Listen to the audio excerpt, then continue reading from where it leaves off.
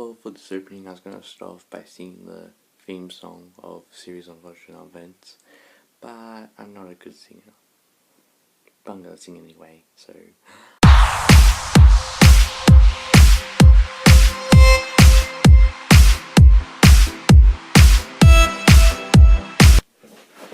Suicide Squad! Hello everyone, I'm Luke Raphael. Welcome to Netflix's Lemony Snicket, A Series of Unfortunate Events, Episode 3 review. Let's get straight into this review right now. Okay, let's get straight to my first point. Firstly, I like the theme song of this show. I didn't know it was going to change songs every, new book it was going to do. But I think I like that, even though it doesn't make sense that Neil Patrick Harris, who plays Olaf, is singing it, but I don't mind. Neil Patrick Harris is a really good singer, and I really like this song, and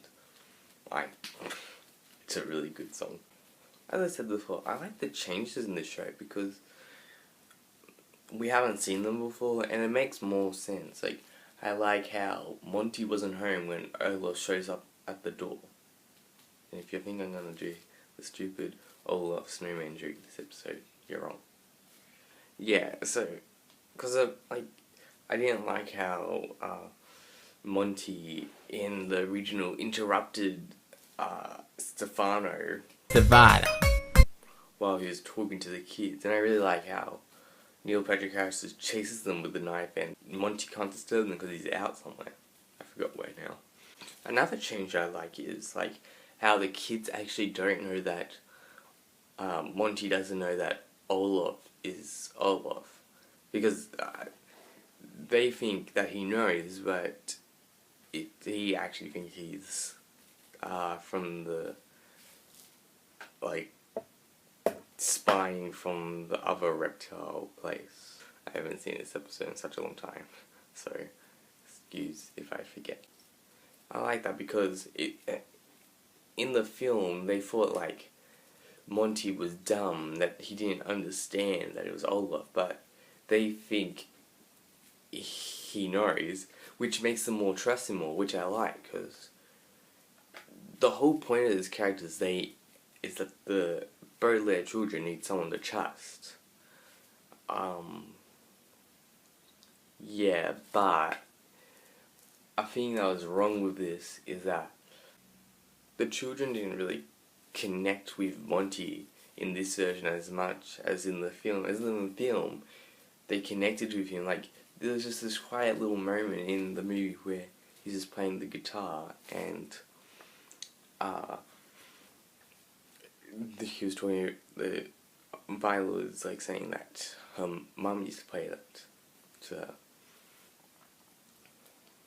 And it's just a nice little scene in the film. And it shows them connecting, and it's with them connecting more shows more they're happy. Because the point of the Monty character is to show that they're finally happy to be somewhere where it's not like their parents' death, it's not Olaf. But then their happiness is interrupted by Olaf.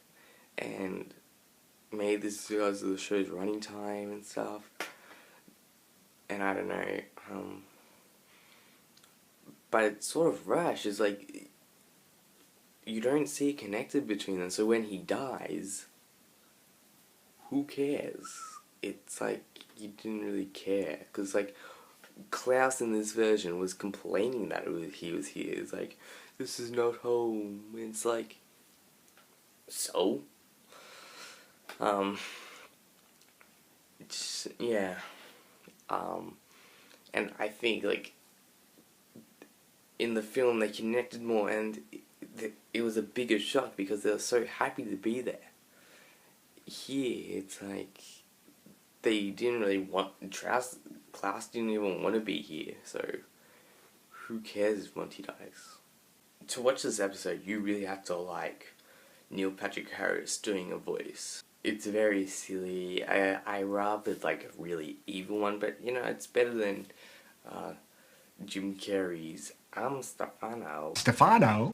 This is goofier, but it's sort of I don't know, he takes it a bit more seriously, and it's not just a silly voice. but it is a silly voice. It's hard to explain. I don't know. I I don't really like it, but you know, it's to trick the adults, and I guess if he's using that voice, it's tricking the adults, so it sort of makes sense, but it's sort of annoying just hearing this quiet little voice. I can't impersonate him, but yeah, something like that. I like Billy Connolly better as Monty instead of this guy. I don't know how to pronounce that. But I don't blame this guy, because Billy Connolly is a great actor, so it makes sense that he didn't do as good. But I also like Billy Connolly better because, I don't know, he got more close to the kids, and I don't know, I could sort of see him as a reptile person. I don't know. Because he was like really enthused with being with reptiles. This guy is like, oh, I got a bunch of reptiles.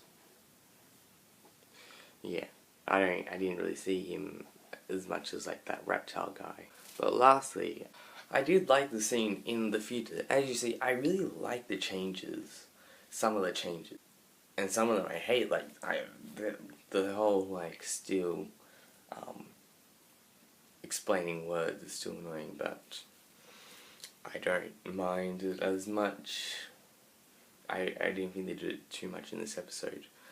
But I really like the future scene in this episode, because I'm really interested. Like, why is there secret messages? Like, is this a secret organization? Is it just...